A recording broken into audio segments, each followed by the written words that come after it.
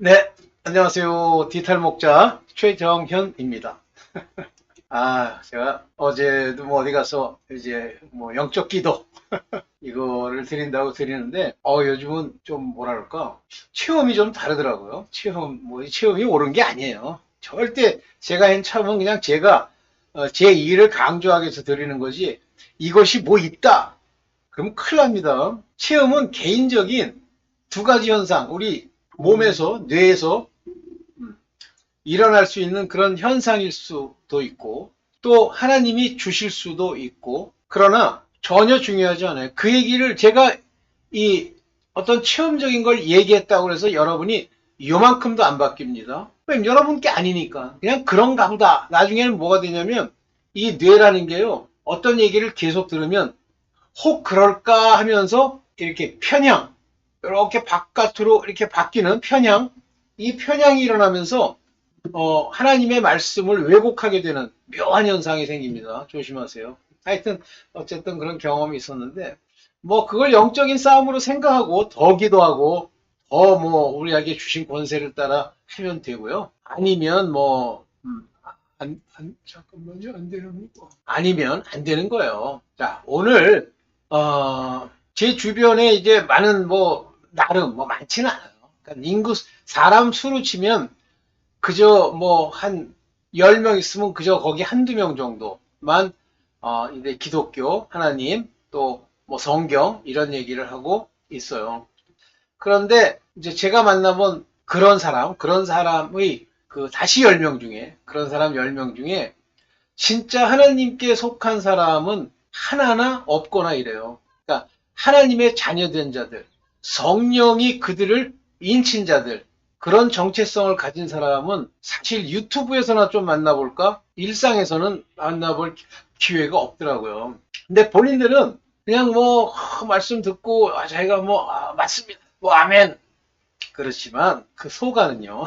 그 마음의 속안은 자기의 체험, 자기의 경험, 자기가 배운 누룩의 역할을 하는 목사의 설교, 그런 걸 통해서 자기의 기독교라고 하는 걸 정해놓은 어떤 프레임이 있는데, 이게 맞으면 괜찮죠.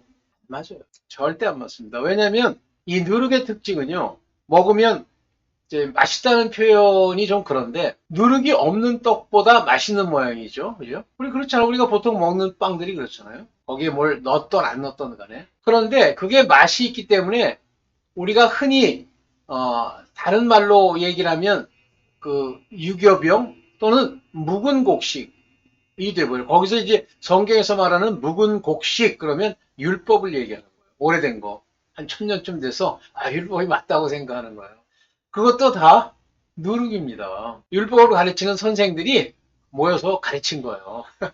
자, 율법은, 그러니까 율법적이다. 그냥 들으면 괜찮아요. 그냥 들으면 율법적이다 하는 거. 그런데 이 율법이라고 하는 것은 뭐 우리가 율법 그래가지고 율과 법 뭐 이렇게 얘기해서 마치 기독교에 나와 있는 율법, 노머스. 하지만 실제는 법이에요. 그러니까 법이라는 건 뭐죠? 뭐 법이 나쁜 건가요? 제가 한번 간증했잖아요. 나쁜 거일 수도 있습니다. 아니, 그 학회를 바르게 하고 싶은 이 사무국장의 충정을 법률 위반으로 제가 벌금을 뭐 50만 원짜리인데 두 배를 한대. 그러면서 100만 원 올렸어요. 근데 그거는 더 할 게 없더라고요. 왜냐면 저도 율법에 속해서 그 짓을 한 거기 때문에 제가 바르게 못해요. 근데 어떤 유명한 우리 법대 교수가 그런 얘기를 해요. 변호사면서도 법대 교수래. 근데 그 사람이 뭐라 그러냐면, 내가 정의를 세우려고 하면 안 된대. 그러니까 그분이 얘기하는 정의는 우리 하나님이 말씀하시는 정의가 아니고 세상의 정의예요. 세우면 안 되는데, 제가 그 말이 내 마음에 딱 박히면서 제가 깨달았어요. 내가 하려고 했구나. 그래서 이 율법은요, 들으면 괜찮아요. 그럼 뭐 이렇게 똑바로 살라는 건데 뭐가 잘못됐어? 뭐야, 그런다고요. 어? 그래가지고 뭐 내가 뭐 이건 직접 들은 거고, 또 그 교회에 있던 사람이 얘기했던가. 윤석전 목사님 있죠? 그 아주 말 책망도 많이 하고 그러잖아요. 근데 정작 마지막 가니까 어떻게 됩니까? 그렇죠. 놔두고 그 말이 그럴듯해 보여요. 그래서 많이 모였어요. 윤석전 목사. 그래서 거기 그 어디 위치가 또 갑자기 기억이 안 나네요. 하여튼 시흥 어쩌고 좀 있는 아주 굉장히 큰 단지에 굉장히 큰 교회를 세워서 이제 목회를 했죠. 지금은 많이 영향력이 뭐 떨어졌다고 그래야 되나요? 이렇게 얘기가 많이 안 나오잖아요. 그 아들이 이제 그 교회를 저거 했어요. 뭐라 그래요? 후임이 됐어요. 그때 이제 후임이 되는 과정에 윤석전 목사님이 보여준 모습들이 그렇게 좋은 모습은 아니었던 것 같고 뭐 그런가 보다 하는데 워낙 이제 그분도 태생이 목사가 되기 전에 그 과거가 어떤 게 있어요. 그러다 보니까 굉장히 이제 막 책망도 많이 하는 게 뭐 나쁘다는 건 아니에요. 좋은데 자 오늘 제가 하려고 하는 얘기는 그와 같이 책망도 많이 하고 바른 얘기도 많이 하고 이런 교회 근데 그 책망도 두 가지 방법이 있어요. 아버지의 말씀을 옳은 말씀 진리의 말씀을 전했더니 그 안에 있는 어떤 사람들이 깨닫게 되더라. 쉽지 않지만 그래서 내가 저걸 깨달아야지 이러한 설교 이러한 책망이 있고요. 또 한 가지는 그 사람이 책망을 하는 거예요. 김집사 당신 이런 거 회개해야 돼 이거가 있어요. 그런데 부자로 깨닫는다? 아니에요. 율법 시대에도 그랬고 이 땅에 있는 사람들은 그걸 듣는 순간 저주로 듣습니다. 그리고 이제부터 원수를 삼죠. 혐의가 생깁니다. 그러면 왜 똑바로 성경에 말한 대로 책망을 했는데 못 알아듣지? 징계, 책망, 또 그에게 고난 이건 하나님이 주시는 거예요. 사람이 주려고 그래요. 사람이 입에 말을 내서 하려고 그래요. 무슨 얘기를 해야 되냐면 이스라엘 백성의 그릇된 것을 바로 세우기 위해서는 이스라엘 백성들에게 이스라엘 백성이 저지르는 죄를 지적해야지 이스라엘 백성 중에 뭐 야곱이라는 어떤 사람인데 그거를 갖다가 막 책망을 한다. 그거는 아주 옛날에 어렸을 때 아주 그 율법 아래 있을 때 만든 줄 알았어요. 아닙니다. 자 오늘 그런 관점에서 한국에 있는 교회라고 뭐 이렇게 제가 한정을 칠게요. 그 많은 교회 중에 상당수의 교회가 율법의 저주 아래에 있는 교회입니다. 그래서 오늘 율법의 저주 아래에 있는 교회를 분별해 보려고 해요. 먼저 왜 교회를 다니면서 끊임없는 어려움, 고난, 저주 이게 떠나지 않는 사람들이 있죠. 물론 나쁜 건 아니에요. 하나님이 그를 사랑하시기 때문에 그런 고난을 주고 그러는 거예요. 그러나 하나님이 고난을 줄 때 그들에게 저주의 일들이 닥치게 할 때 또는 징계의 그 체스터닝 이 스틱을 휘두르실 때 아무 근거도 없이 가시바처럼 내 사랑하는데 속도 깨끗하고 겉도 깨끗하고 삶의 모든 면에서 부족함이 없군. 그러나 내가 또 사랑하는 자를 책망한다 그랬으니 책망하자 라고 합니까? 분별하세요. 아니에요. 하나님은 공의의 하나님입니다. 옳고 그름을 타겟의 종류와 그들의 말, 그들의 태도를 따라 결정하시는 게 아니고 죄라고 하는 것이 그 양이 차고 그가 징계를 받아야 될 만한 충분한 내적 문제가 있다는 걸 아실 때 그때 주시는 거예요. 그러면 왜 율법이라는 게 하나님이 약속하신 것인데 율법을 행하는 그 사람들에게 그래도 나름 열심히 하려고 하는 율법의 이야기들 그게 뭐 예를 들면 뭐 책망이든 아니면 그 사람을 뭐 비난하는 것이든 간에 그걸 하려고 하는 그런 자들을 왜 저주 아래 두었을까요? 먼저 내가 책망하고자 하는 그 율법의 내용을 내가 책망해야지라고 알아들었으면 그것은 전형적으로 남의 눈에 들보와 내 눈에 들보와 남의 눈에 튑니다. 그것이 혐의고요. 그것이 상대가 내게 죄 지은 것 같은 모습이 보이는 거예요. 이거를 먼저 뭐라고 하세요 하나님이? 내가 너를 보고 그걸 보고 네가 깨달아서 깨달음이 제일 중요합니다. 못 깨달으면 짐승이에요. 깨달아서 그것을 아버지 앞에 회개하고 그 회개하기 전에 만약에 사람이 내게 보인 거면 그를 용서하고 용서의 방법은 여러분들이 알아서 하세요. 용서하고 회개하고 그 회개하고 나면 어떤 현상이 일어납니까? 회개했어. 주여 해가지고 회개해갖고 드디어 이제 뭐 말 맞다나 이상하게 반팔 입었더니 춥네. 회개했어. 그래서 이제 하나님이 그 저주를 내릴 그 고난의 죄가 육체의 죄가 아버지 앞에 가리워졌어. 본질적으로 내면에 있는 내 죄, 그것을 유발하는 죄가 없어졌다는 얘기가 아니에요. 조상의 망령된 행실이 그거 하는 순간에 싹 사라졌다는 얘기가 아닙니다. 이거 바로 알아들으셔야 돼요. 그러면 어떤 현상이 생깁니까? 상대 눈에 있는 그 티가 안 보이는 거예요. 안 보여. 이상하다. 아까 눈에 큰 게 있는 것 같은데 왜 안 보이지? 그거예요. 그래서 그들을 정죄하거나 책망하거나 저주할 수가 없습니다. 뭐 그렇지 않다. 나는 그렇지 않다고 생각한다. 그러면 뭐 생각하시는 대로 이제 생각하시고 하는데 저주와 재앙이 안 떠나요. 그러니까 뭐 옛날에 이제 김성수 목사님 설교하는데 자기가 어느 집에 갔더니 굉장히 부유한 집안이었고 뭐 그런데 온 집안이 병에 걸리고 막 죽고 그래가지고 이제 진짜 큰 불치병이 이렇게 걸려가지고 죽어가는데 자기가 그랬대. 진짜 이게 크리스천이다 그랬대. 아유 김성수 목사님 정신 똑바로 차리세요.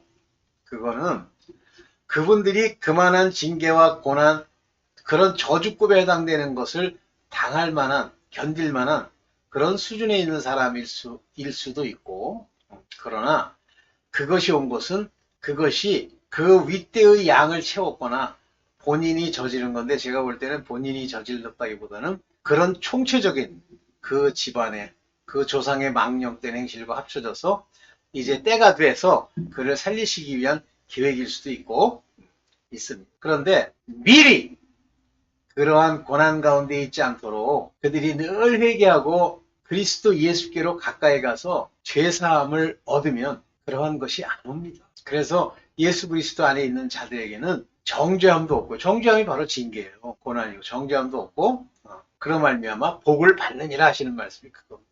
세상 복, 땅의 복, 먼저 천국 복. 그러면 천국 가는 복을 받은 사람들은 이 땅에서도 아버지의 지키심을 받는다고 예수 그리스도의 지키심, 예수 그리스도의 보호하심이 있는 거예요. 그래서 뭐 잘 이렇게 깨달아서 하세요. 이렇게 아시길 바랍니다. 자, 그래서 그 율법의 저주라고 하는 것이 그 교회에 이렇게 넘치는 게 그 속에 속한 사람들이 바로 하나님의 보호하심, 예수 그리스도의 보호하심이 없는 경우. 그럼에도 불구하고 하나님은 자기가 모르니까 하나님은 그런 걸 주실 수 있다.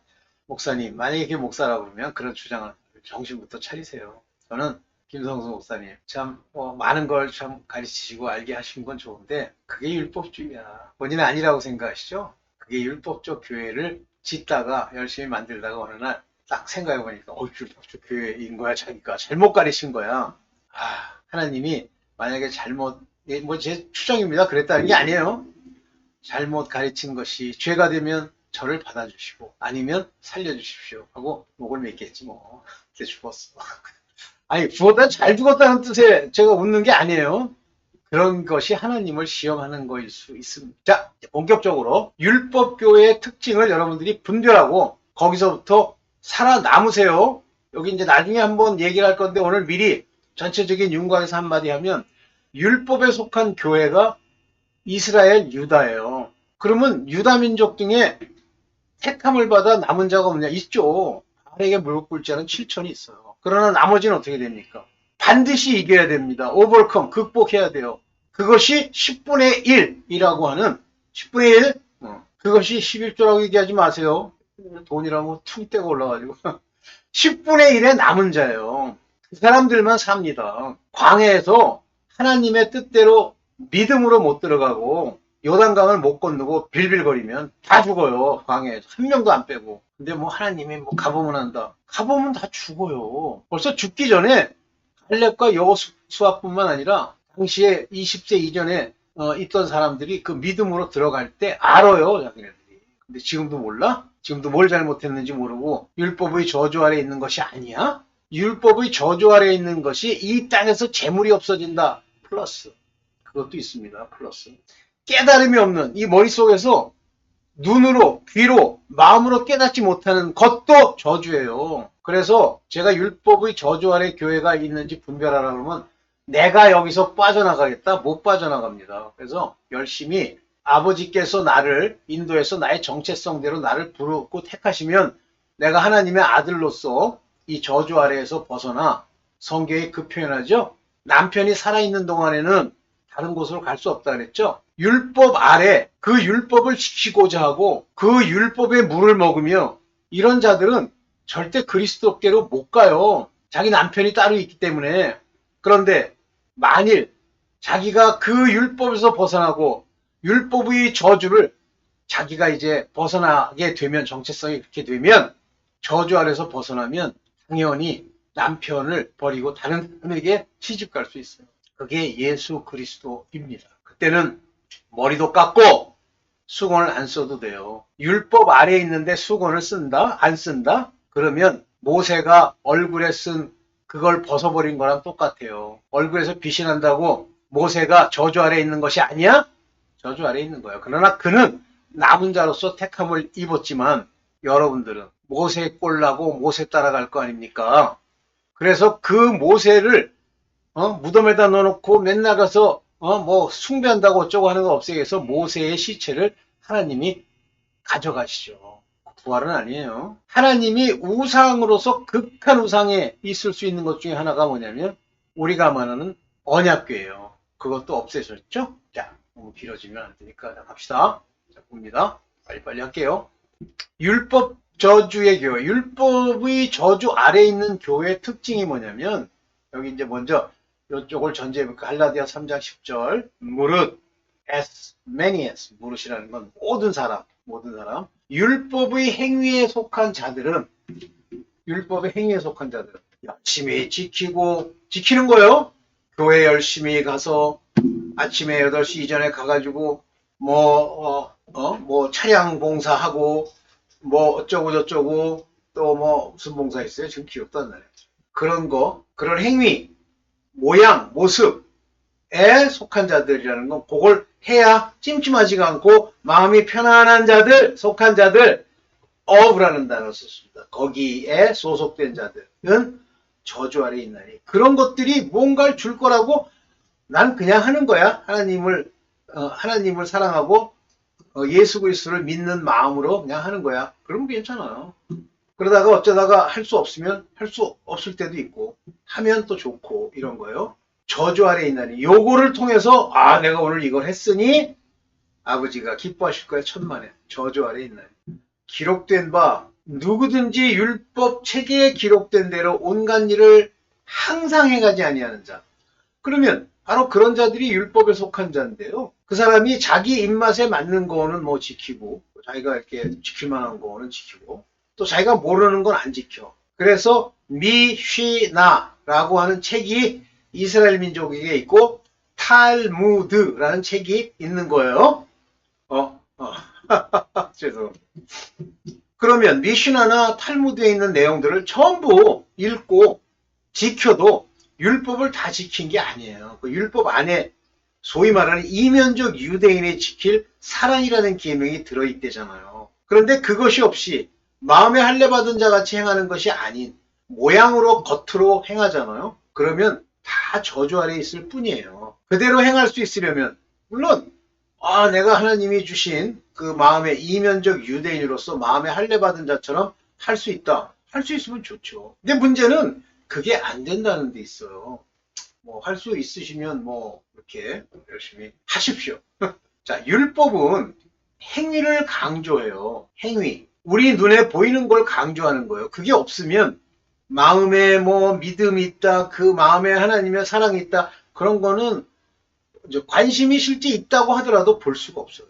영혼의 문제니까. 로마서 3장 19절에 우리가 알거냐 무릇 율법이 말하는 바는 율법 아래 있는 자들에게 말하는 거예요. 즉 율법을 지키겠다, 율법의 내용에 관심이 많다, 그것으로 의롭게 된다라고 생각하는 그런 무릇 모든 사람들은 그 율법이 말하는 것이 하나님인데 모든 입을 막고 세상을 하나님 심판 아래 있게 하려고 주신 거예요. 율법은. 미시나를 지킨다, 탈무드를 읽고 100% 했다, 내 양심에는 일단 부끄러움이 없다. 네 양심이 썩었는데 부끄러움이 없다. 바울처럼 소용없다. 전부 하나님의 심판 아래 있다. 그렇다면 율법이 온전히 행하지 않은 자들은 어떻게 되죠? 하나님의 징계와 재앙과 저주가 그들에게 임하는 거예요. 공의 하나님. 그래서 뭐 교회에서 병이 났다, 암에 걸렸다, 죄 때문에 일어난 거예요. 정신병에 걸렸다, 왜 우리 집에는 나는 왜 우울증에 걸릴까, 뭐 외로워. 다 율법 안에 있는 거예요. 자, 율법은 그래서 행위를 강조하죠. 율법의 행위. 율법은 행위를 강조해요. did. 바깥으로 한 거. 모습, 보였던 안 보였던. 그리고 안 보이면 또 섭섭하니까 또 보이는 척, 보이게 일하는 척 하는 경우도 있죠. 하여튼 행위에 있어요. 율법은 정신에 있는 게 아니에요. 행위에 있어요. 로 의롭다 하심을 얻을 육체가 없다고 그랬어요. 어떤 육체도 율법으로는 옳다 인정을 받을 수 없다는 모든 사람을 얘기하는 겁니까? 육체에 속한 사람, 즉 예수 그리스도로 말미암아 죽지 않은 사람들, 자아가 팔팔하게 살아있다는 그 육체.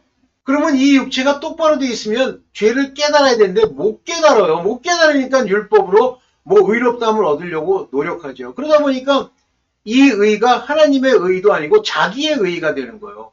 자기의 의의 특징은 자기를 높이는 일에 사용하는 거 아닙니까? 그러니까 어떤 육체도 flesh be justified in his sight. 그 보시기에 justified 제대로 행하는 자가 한 명도 없단 말이에요. no flesh shall be judged. 한 명도 없단 말이에요.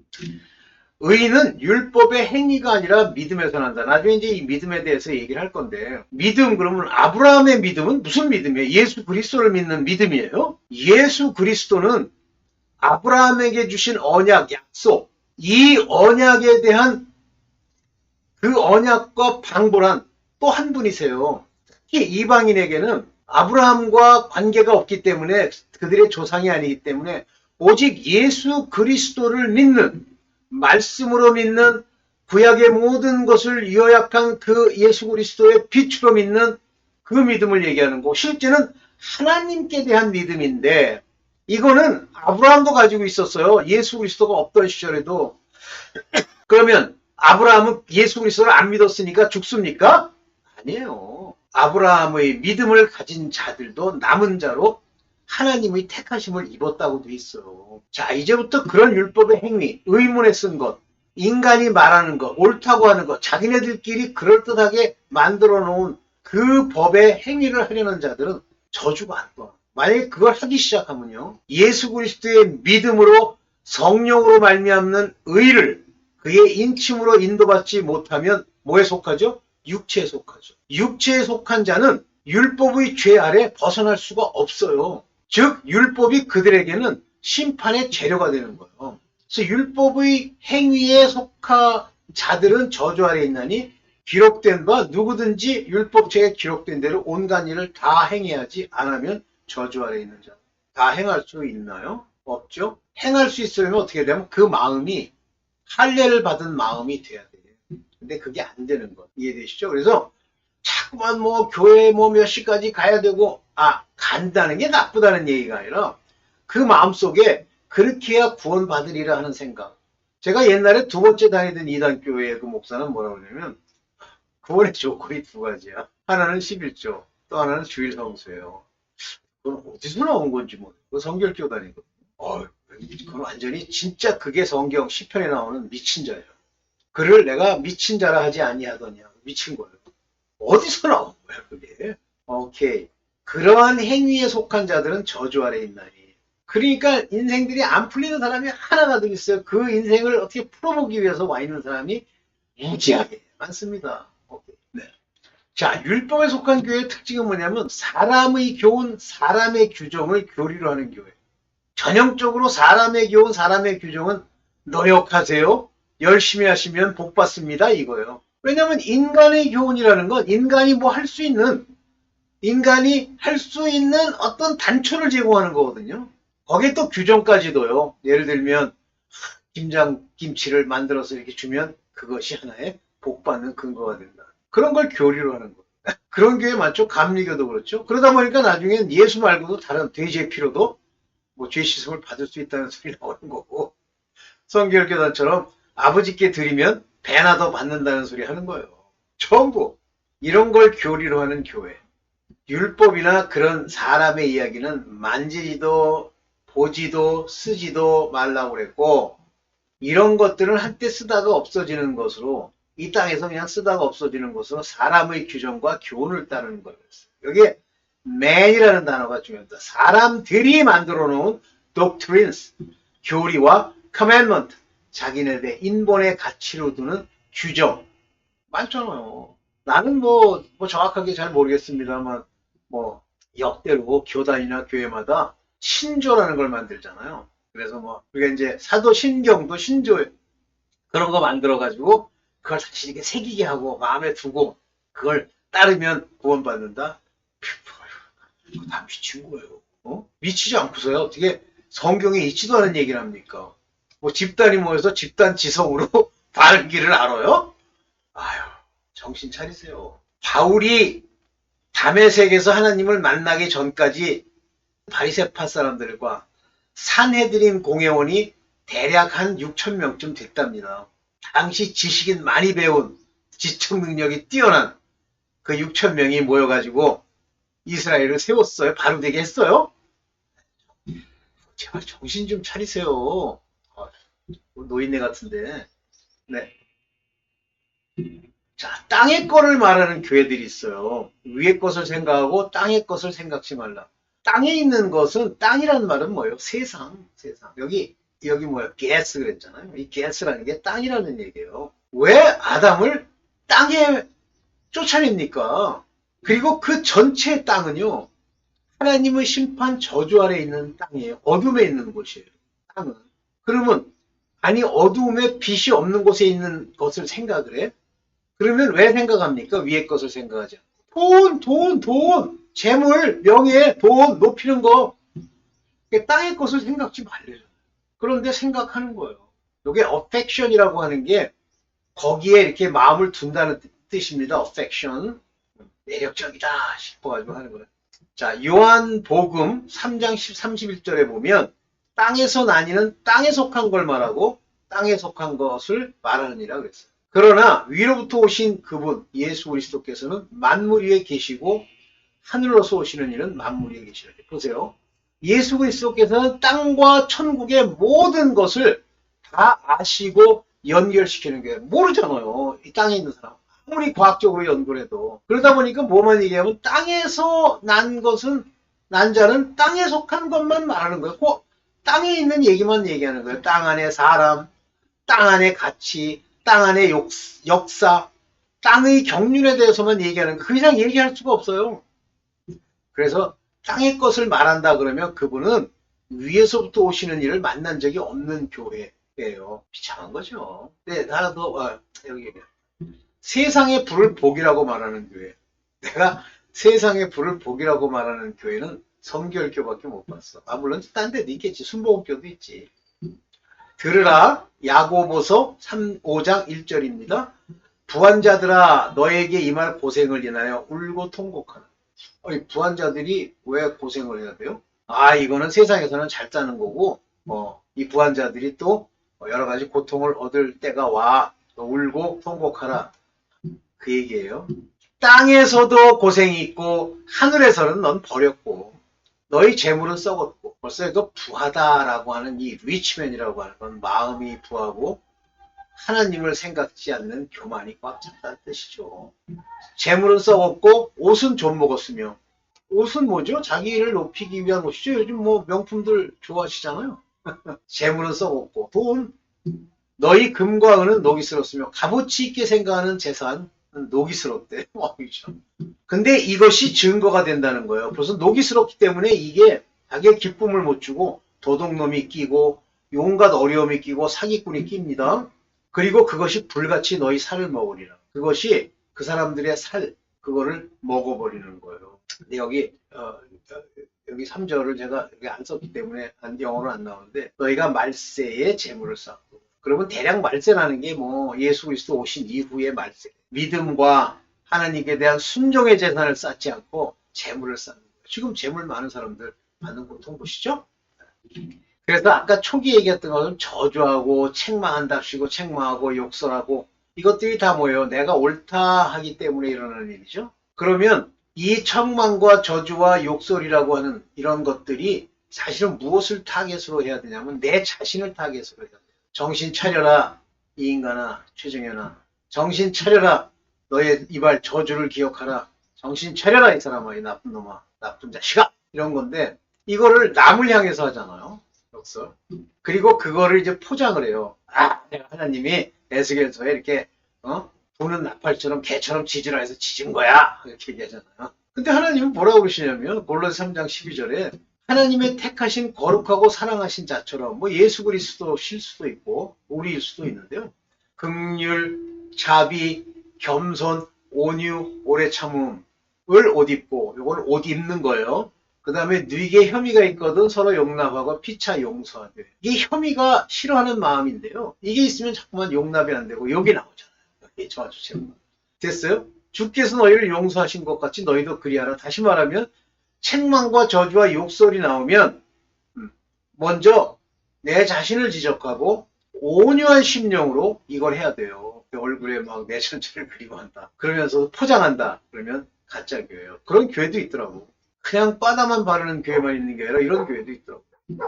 그 다음에 행사나 직책이나 역할을 마치 신앙에 있어서 하나님을 향한 덕으로서 요구하는 교회가 있어요. 해야지. 제가 아까도 얘기했죠? 주일 성수와 11조.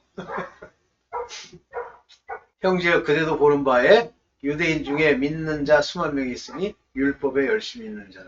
그 율법에 열심을 내는 자들이래요. 그들이 수만 명이 있는데. 그렇지만 바울아 조심해. 율법에 믿는 자 중에 율법에 열심히 있는 자라. 이건 율법에 속한 자예요. 율법에 열심을 냅니다. 이 사람들은 믿는다고 하는 건 이들이 보는 믿음이죠. 율법에 열심히 있는 자들. 나중에 뭐 어떻게 해요? 바울을 죽이겠다고 난리치고 막 욕하잖아요. 이 사람들이 나중에 예수 그리스도를 십자가에 못 박는 일을 하죠. 그래서 그냥 자발적으로 이런 일을 하면 좋지만 안 한다고 해서 요구할 수 없는 깨닫길 바랍니다. 이게 마지막이죠. 네.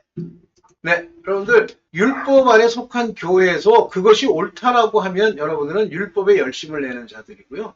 나중에 저주 아래 있고 그렇게 열심히 매일같이 기도하는데도 저주 아래 있어요. 이 중에 살아남을 자들은요. 하나님이 말씀하시는 택하심을 입은 자들은 살아남고 또 너희를 구원하는 표 곧 물, 곧 회개 이것을 죽는 날까지 계속해서 바로 서야 돼요. 이것이 남은 자 10분의 1 남은 자 네, 잘 되시길 바랍니다. 감사합니다.